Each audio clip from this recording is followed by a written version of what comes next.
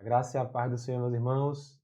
Estamos aqui começando um novo quadro e dessa vez apresentando o nosso pacto de membresia, que nós iniciamos na semana passada, falando sobre a subscrição desse pacto e do primeiro ponto. Nós estaremos aqui vindo por meio do YouTube, das redes sociais, para que os irmãos tenham o maior acesso possível ao pacto e assim venham adquirir maior conhecimento e também façam parte dessa assinatura, dessa conjunção e venham colaborar também como igreja para a construção de um compromisso que estamos afirmando diante do nosso Deus, compromisso como igreja do Senhor. Eu recomendo que, ao assistir esse vídeo, os irmãos coloquem seus celulares na horizontal para que possam ver melhor a tela e os pontos que serão apresentados aqui na tela no slide. Eu vou estar mostrando aqui a nossa linda igreja, nossa igreja com alguns membros aí na tela, né? Não dá para captar todos, mas nós temos uma parte aí em uma das fotos. Meus irmãos, o nosso pacto, ele visa estabelecer um compromisso, uma resolução, uma lembrança e um consentimento público dos membros da nossa igreja, em que eles se comprometem a serem fiéis a Deus e sob o poder de Deus, né, fortalecidos pelo próprio Senhor, na força do seu poder, para que nós venhamos ser fiéis a Ele em todos os aspectos concernentes à vida cristã. Nós já estudamos na igreja e isso é bíblico. Nós temos o povo de Israel ali, quando na ocasião de Neemias, após a construção dos muros, em que o povo, os líderes, toda a nação em sua conjuntura se reuniram e estabeleceram resoluções de serem fiéis à palavra do Senhor. Todo o povo assinou essa resolução, esse pacto em se comprometer em ser fiel a Deus, em ser fiel à frequência do culto, em educar os seus filhos nos caminhos do Senhor. Então, esse pacto aqui, ele não é nada novo. Na verdade, é um compromisso que já está em nosso coração e está sendo aqui, de alguma forma material, sendo representado por um documento. Nosso coração já é comprometido em crescer no Senhor. E o pacto será uma lembrança do nosso compromisso desde o momento que o Senhor nos converteu. E como também a gente, ali na ocasião do nosso batismo, estivemos afirmando perante toda a igreja que seríamos fiéis a cada um desses pontos que estão sendo apresentados aqui pelo pacto.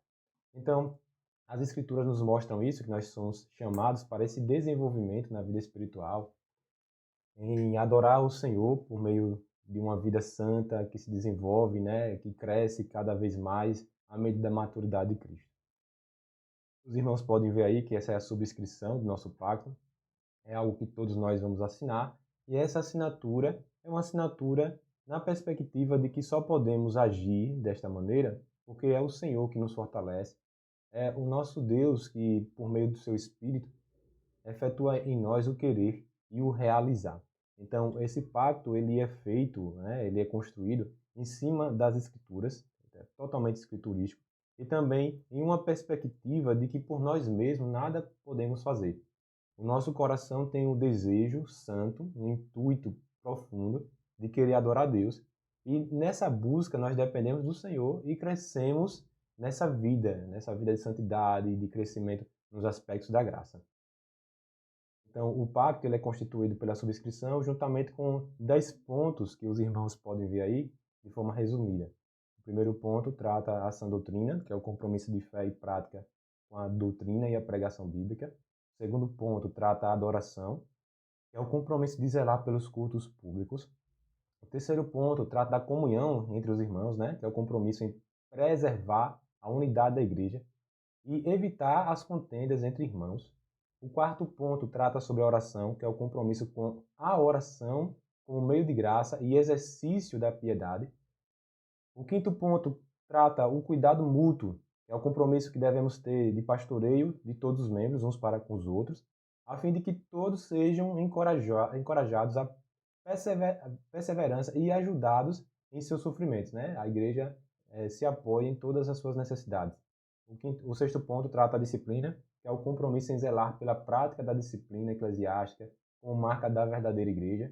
O sétimo ponto trata da família, que é o compromisso de zelar pela unidade, espiritualidade e sustentabilidade da família, rejeitando as influências do presente século. O 8º ponto trata da evangelização, que é o compromisso de anunciar o evangelho a toda criatura, a fim de que o mundo saiba que só Cristo salva.